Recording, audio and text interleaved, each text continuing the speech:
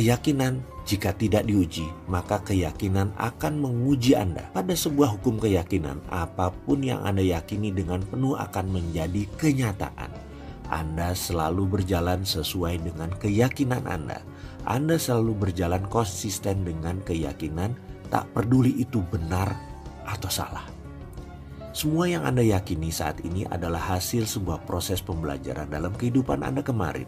Namun begitu keyakinan tersebut jalan di tempat, Anda wajib memiliki keyakinan baru. Bagaimana membentuk keyakinan baru tersebut? Keyakinan yang sejalan dengan kemajuan. Ingat, keyakinan Anda sangat menentukan kehidupan nyata Anda. Anda bukan mempercayai apa yang Anda lihat, tetapi Anda melihat apa yang Anda yakini. Dan ketahuilah, keyakinan yang paling berbahaya adalah kepercayaan yang membatasi diri atau self-limiting belief. Ini adalah jenis keyakinan terhadap diri sendiri yang berpotensi menghambat Anda. Banyak keyakinan seperti ini. Ada keyakinan yang Anda terima tanpa Anda melihat kebenarannya. Hanya kumpulan pemikiran orang sekitar Anda yang Anda anggap. Misalnya ada sebuah situasi lalu Anda bilang, "Jah, ini kan hanya untuk orang kaya, bukan untuk kita-kita. Ngapain jadi kaya kalau nggak bahagia? Hidup kan yang penting bahagia." Ini informasi apaan? Paling sama ngajarin ilmu yang susah dipraktekkan. Perhatikan 3 kalimat tersebut. Pernyataan pertama membuktikan bahwa berpikir dan memilih dirinya, dia berjarak dengan kekayaan. Dia memilih dirinya tidak layak kaya. Pernyataan kedua, ia memilih berpikir bahwa kaya miskin gak penting, yang penting bahagia. Maka benar bahagia didapat, namun kaya belum tentu. Dia berpikir kaya merepotkan, namun dalam ketidakkayaan dia akan sering digoda dengan kenyamanan orang kaya sehingga kekesalannya memuncak atas usaha mencari bahagia yang tersandung-sandung. Pernyataan ketiga adalah pernyataan lelah dirinya atas banyaknya peluang yang mendatanginya karena permintaannya untuk sukses, namun dia tidak capai. Dia menolak sukses. Sukses itu susah. Stop belajar. Jika Anda benar yakin bahwa Anda memang tidak mampu dalam bidang mencari kemakmuran dan menghasilkan uang banyak, kepercayaan ini jadi benar dalam kehidupan Anda. Saya berani jujur mengatakan karena dulu saya berpikir seperti itu, hingga saya memutuskan berubah. Dan informasi berikut ini adalah cara saya merubahnya, walaupun saya belajarnya terseok-seok.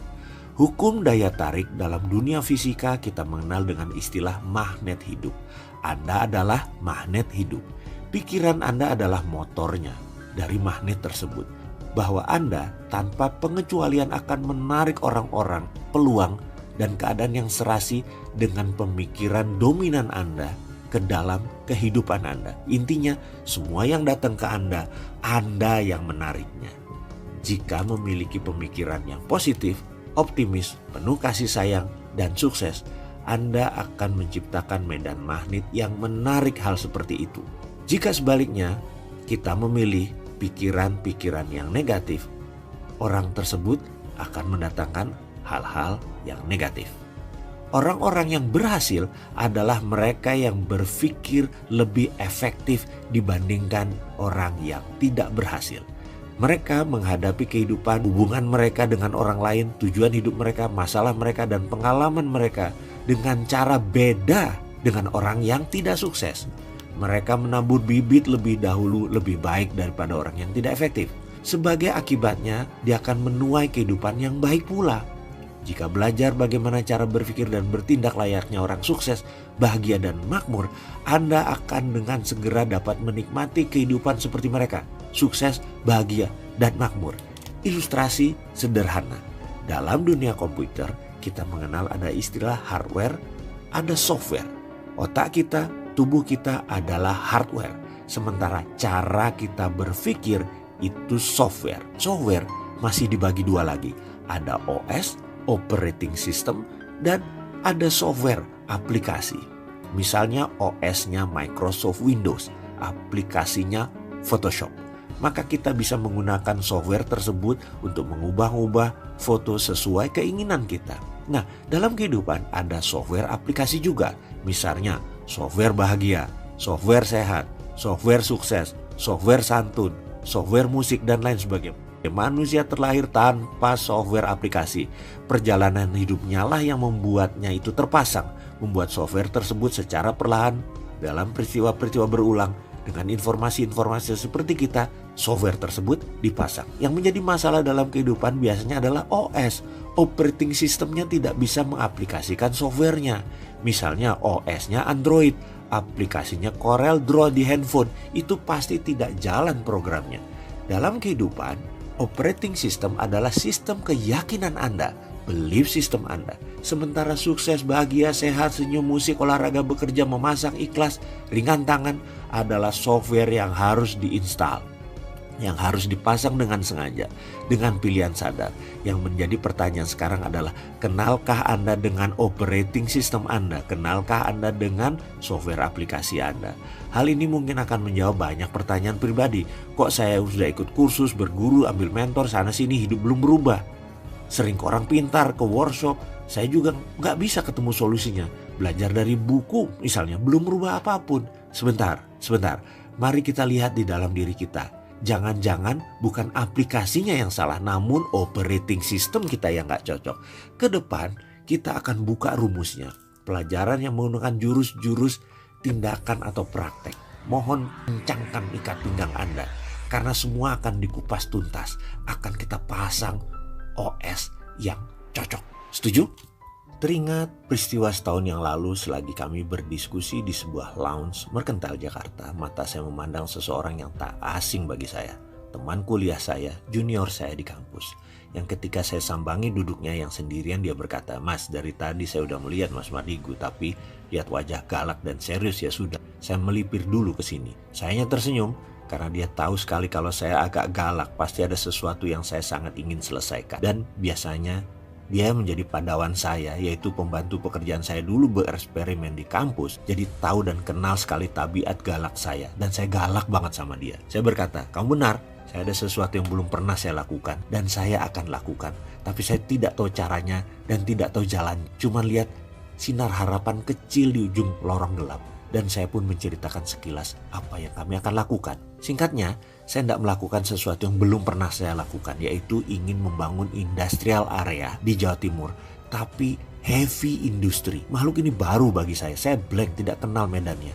Saya pun tidak banyak referensi tentang heavy industrial complex, yaitu refinery center.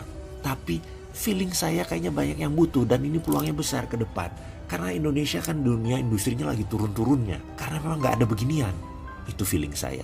Tapi saya tidak kenal sekali lagi bisnisnya. Heavy Industrial Park itu bisnis yang belum saya tahu. Bagaimana caranya, bagaimana mainnya, total blank. Tapi ada potensinya. Secara logika saja. Yang pasti modalnya besar. Perlu profesional yang mengelolanya. Perlu pasar yang kita pelajari lebih dalam lagi. Perlu mitra strategik. Dan ini kemana saya nyarinya. Dan perlu chemistry yang nyambung sama partner. Itu adalah wajib. Itu pemikiran saya. Demikian saya menceritakan sekilas rencana saya, dan mendadak saya blank. Saya perlu masukan darinya. Dia menatap saya dengan mata tajam dan berekspresi aneh. "Mas, kenapa kamu? Gak biasanya kamu begitu. Ingat eksperimen dulu yang kita lakukan di kampus. Itu problem solvernya. Kok gak dilakukan sih?" Saya berkerut dan berusaha mengingat apa yang pernah kami lakukan bersama dalam eksperimen kampus. Tapi saya tidak menemukan yang mana di otak saya ini. Folder di otak sudah banyak isi yang berantakan. Jadi saya lupa. "Itu loh Mas, yang di lapangan basket," katanya, mencoba membuat saya mengingat, namun tetap saja lupa. Hingga dia menceritakan lebih lengkap. Gini katanya, "Ingat gak yang kita ambil beberapa orang, semua cewek. Cewek-cewek tersebut belum pernah main basket. Lalu kita suruh dia shoot the hoop, masukin bola ke ring basket. Lalu dari 5 bola tidak ada satu pun yang masuk. Lalu kita tutup matanya. Dan kita panggil 10 orang penonton yang akan menyemangati dia. Lalu kita tutup matanya, dia pakai blindfold. Lalu diposisikan di depan shooting. Kemudian dia melempar bola. Maka ke-10 orang tersebut bertepuk tangan dan berkomentar bahwa bola tersebut masuk ke ring basket. Padahal bolanya tidak masuk. Namun mereka bersorak seakan bolanya masuk. Dan komentar, "Yeah, finally, akhirnya Anda bisa, hebat, gitu dong, terus, mantap." Setelah 3 kali bola tersebut dilempar, masuk. Padahal tidak ada satupun bola tersebut masuk, maka tutup matanya dibuka. Lalu cewek tersebut kembali ke posisi shooting. Dia diberikan 10 bola kali ini.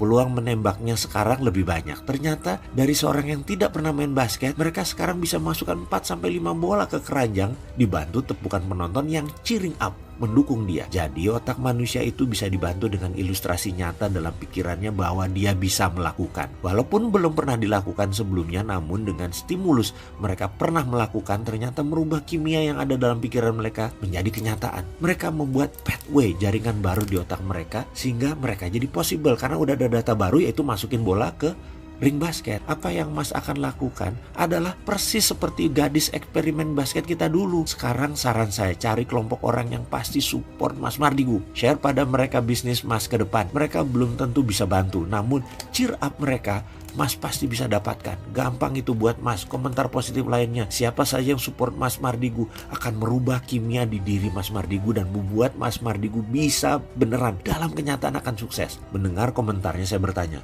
kamu bekerja di mana sekarang? Mau join the club? Gabung sama saya? Mau gabung dalam tim pemimpi ini? Dia bukannya menjawab, malah memberikan kartu namanya dan berkata, saya di dunia finansial Mas. Segala yang kita ketahui tentang diri kita, semua apa yang kita pelajari, kita percayai, terekam dalam hard drive kepribadian kita, yaitu di dalam self-concept kita. Self-concept mendahului dan memprediksi tingkat performance dan efektivitas apapun yang kita lakukan. Hukum timbal balik membuat tingkah laku nyata kita akan selalu konsisten dengan self-concept yang terdapat di dalam diri. Oleh karena itu, segala perkembangan yang terjadi dalam hidup kita harus mulai dari perkembangan dari dalam, yang di dalam self-concept kita. Manusia memiliki self-concept keseluruhan yang terdiri dari semua hal yang kita percayai tentang diri kita dan tentang kemampuan kita. Serangkaian kepercayaan ini terdiri dari semua pengalaman, semua keputusan yang pernah diambil, semua keberhasilan, semua kegagalan, ide berbagai informasi, emosi, dan pendapat tentang hidup kita sampai hari ini. Self-concept menentukan bagaimana apa yang kita pikirkan dan rasakan tentang diri kita dan mengukur seberapa baik kinerja kita secara umum. Sebagai contoh, kita memiliki sebuah self-concept tentang seberapa sehat dan seberapa bugarnya kita dan seberapa banyak kita makan serta berolahraga. Kita memiliki sebuah self-concept tentang betapa disenanginya dan populernya kita di antara orang lain, terutama di kalangan kaum lawan jenis. Kita juga memiliki sebuah self-concept tentang seperti apa kita sebagai seorang pasangan hidup atau sebagai orang tua bagi anak-anak kita, dan seberapa baiknya kita sebagai seorang teman bagi para sahabat, seberapa pandainya kita dan seberapa pintarnya kita di dalam belajar. Benar, kita juga memiliki sebuah self-concept bagi setiap jenis olahraga yang kita mainkan dan bagi setiap aktivitas yang kita ikuti, termasuk seberapa baiknya kita mengemudikan kendaraan. Kita pasti memiliki sebuah self-concept yang menentukan seberapa baiknya kita mengerjakan pekerjaan, seberapa baiknya kita mengerjakan setiap bagian yang terdapat dalam pekerjaan kita. Kita juga memiliki sebuah self-concept yang menentukan seberapa besar penghasilan kita dan seberapa bijak kita menabung dan menginvestasikan. Area ini adalah sebuah area yang penting. Fakta menunjukkan bahwa kita tidak akan pernah dapat memperoleh penghasilan lebih banyak atau lebih sedikit dari tingkat pendapatan yang terdapat dalam self-concept kita. Jika kita ingin memperoleh uang lebih banyak lagi, kita harus ubah apa yang kita percayai tentang diri kita, terutama yang berkenaan dengan pendapatan dan uang. Kita akan banyak praktek ini sebentar lagi. Kembali ke self-concept. Untuk memasukkan self-concept yang baru ke dalam pikiran agar menjadi kemakmuran adalah nyata, maka hal yang akan diulang-ulang di dalam video ini adalah tentang self-concept. Salah satunya, collapsing anchor. Apa itu? Nilai besar dalam diri seseorang seperti agama, pengalaman hidupnya, namanya adalah kenyataan-kenyataan yang membuatnya menjadi belief system, menjadi nilai permanen yang kuat yang kita sebut anchor atau jangkar. Ada anchor-anchor kecil yang terjadi karena asumsi, karena katanya, karena pengalaman orang yang Anda percayai Karena tulisan yang Anda baca walaupun Anda tidak pernah alami, imajinasi, bayangan, rangkaian citra hasil rekayasa pikiran sendiri. Jika itu terjadi pengulangan, juga dapat menjadi nilai permanen belief system dalam diri seseorang. Inilah penghalang terbesar dari jalur sukses seseorang. Ini harus dicuci, harus dirubuhkan. Pengalaman yang dirasakan Anda sudah tidak bisa dilawan atau diikuti logika dan Anda harus dirubuhkan. Jadi, sesi berikutnya adalah merubuhkan jangkar-jangkar negatif yang menjadi penghalang sukses Anda. Maka self-concept akan dimasukkan ke dalam pikiran Anda.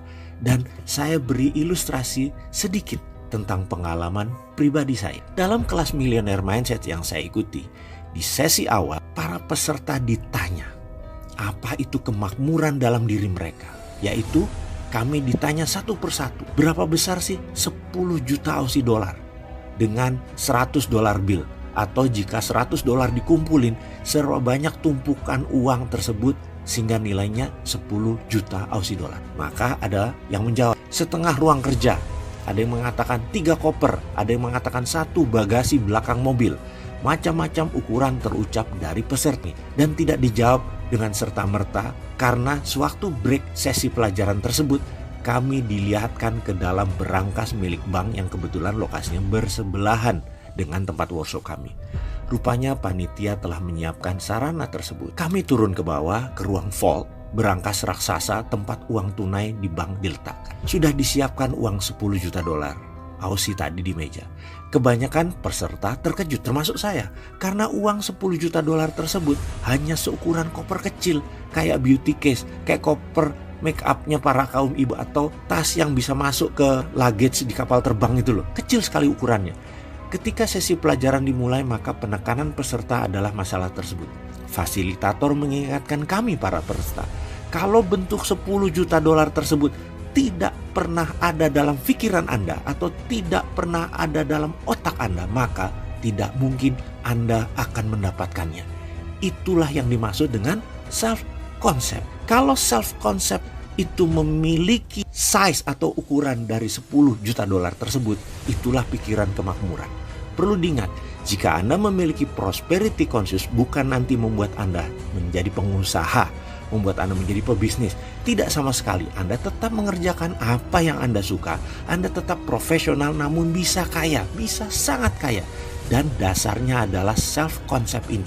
Bagaimana memasangnya? Kita lanjut setelah video ini. Tingkat pembelajaran manusia mulai dari yang terendah sampai dengan mencapai tingkat competence secara sederhana dapat dibagi menjadi 4 tahapan, yaitu 1. Unconscious incompetence. Nomor 2. Conscious incompetence. Nomor 3, conscious competence. Dan yang terakhir nomor 4, unconscious competence. Sebagai contoh, karena kita berfokus pada kompetensi kemakmuran, maka kita memilih berbisnis. Ketika kita benar-benar belum memahami apa itu bisnis, maka dapat dikatakan kita berada dalam tahapan unconscious incompetence. Ketika kita memahami manfaat dari memiliki uang yang banyak dari bisnis, tapi kita tidak tergerak sedikit pun juga untuk melakukan hal ini, maka kita berada dalam tahapan conscious incompetence. Sadar, tahu, faham, tapi tetap tidak memiliki kompetensi. Pikiran kita berpindah dari tidak sadar atau unconscious karena ketidaktahuan, dan setelah diberitahu, diajari, dilihatkan, dirasakan betapa nikmatnya punya rumah yang besar, sarana hidup yang nyaman, keluarga yang tercukupi segala kebutuhan dasar dan sekunder, kita langsung kinclong dan aha, boleh juga nih berkemakmuran. Ketika kita memahami manfaat dari bisnis, lalu kita mencoba untuk melakukannya secara susah payah. Perlu banyak usaha, banyak gagal, banyak investasi lagi, banyak cari ilmu lagi, banyak berteman lagi, cari modal, network, partner, supply, dan mental yang sangat kuat dan berani seringkali terhenti untuk kemudian memulai lagi dari nol kembali. Itu menandakan kita sudah mencapai tahapan conscious competence, tahap ketiga. Ketika kita memasuki semangat tiada hari tanpa bisnis, Bahkan kita benar-benar resah saat kita melihat peluang bisnis, peluang dapat uang, dan kita tidak ambil, kita resah. Maka kita telah mencapai kompetensi yang tertinggi, yaitu unconscious competence. Tahap tersulit adalah saat kita berada tahapan conscious competence. Tahap ketiga, disinilah manusia bisa masuk jebakan rat race. Anda bagai tikus yang berlari-lari di kincir berbentuk lingkaran, yang ternyata seberapa kencang lari Anda tetap lari di tempat. Jadi, bagaimana supaya kita berada dalam unconscious competence dalam bidang kemakmuran? Masuk level 4. Banyak cara pastinya. Kita dapat menetapkan cara lambat yang alami atau cara cepat untuk meningkatkan kompetensi ini. Dan akhirnya semua kembali pada kita. Apakah kita perlu berupaya dengan sengaja menggerakkan beberapa hal yang ada dalam diri kita agar memasuki tahapan unconscious competence? Atau kita sudah merasa nyaman dengan hidup kita secara alami serta berserah diri pada pihak lain? Atau kita mempelajari dengan cara yang cepat? Berikutnya adalah video tentang menerangkan bagaimana cara cepat menjadi kaya. Dalam membangun bisnis ada tahapan yang krusial atau penting yang harus dilakukan dikala posisi perusahaan masih embrio, masih seed company. Seed company adalah usaha awal yang masih dalam rahim, baru ditanam. Sama seperti bayi ketika baru dibuahi, maka mulailah sang bunda memakan makanan pilihan yang jadi asupan bayi agar gizi, mutu jabang bayi di dalam perut, hardware-nya bagus dan terbaik. Dan kemudian kedua orang tuanya akan memperkenalkan perasaan dan emosi kepada si jabang bayi di perut sang bunda. Selama kehamilan, perasaan happy, riang, santai, bahagia, indah terus dipertahankan. Ada 1-2 sebel marah, namun jangan sampai membiarkan perasaan benci, teriak, memaki, berantem itu dilakukan. Bayi di perut Anda tidak perlu penjelasan apa yang nanti akan terjadi karena sudah diperkenalkan rasa super negatif dalam rahim. Jangan, sekali lagi, jangan. Pertahankan makanan yang bergizi, perasaan dan emosi positif selama 9 bulan.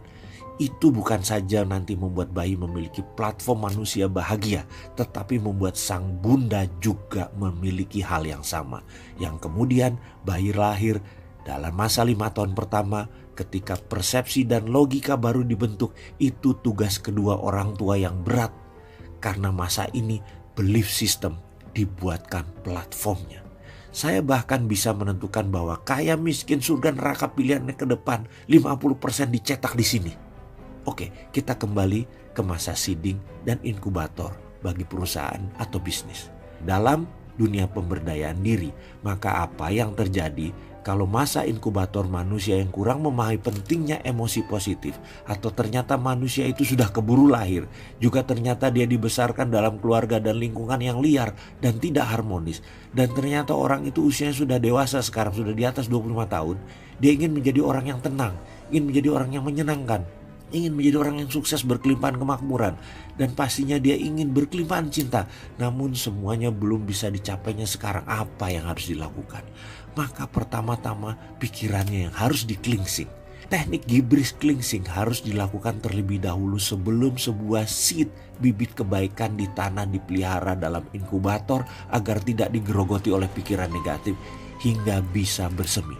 Bagaimana mempertahankan seed atau benih dalam inkubator adalah skill tinggi yang harus sahabat semua miliki. Saya pasti akan mengajarkan dan melakukan berbagai cara agar kita membedah unconscious dengan stacking reality teknik.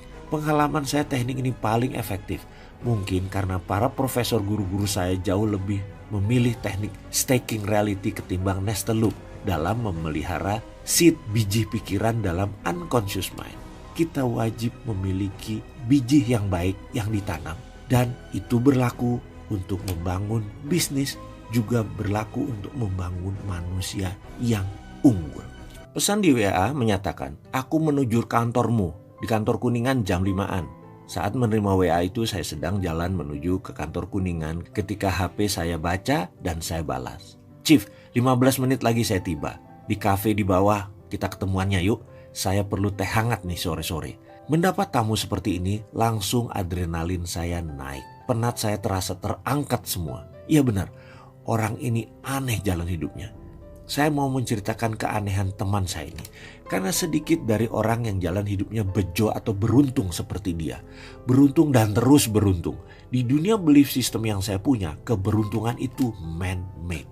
Dan sahabat saya ini mampu menciptakannya dengan sengaja. Bener loh, sedikit di dunia ini orang yang living deliberately, hidup dengan sengaja dan selalu beruntung.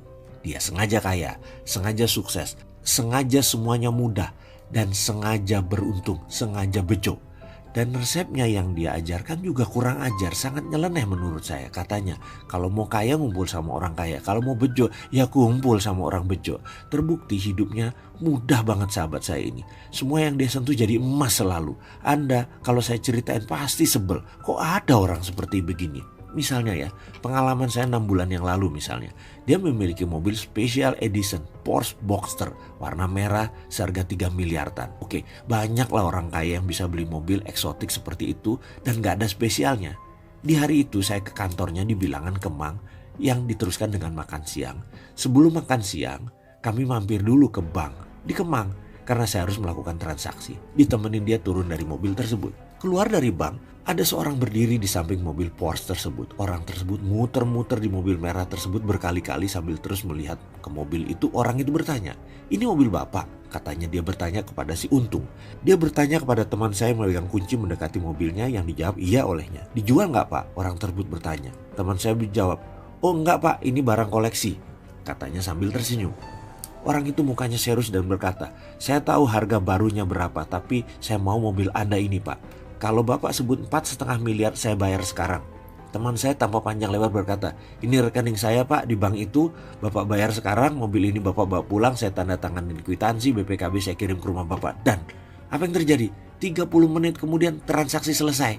Kemudian kami berdua makan siang pakai taksi hari itu. Saya melongo, ada ya orang beginian di dunia ini.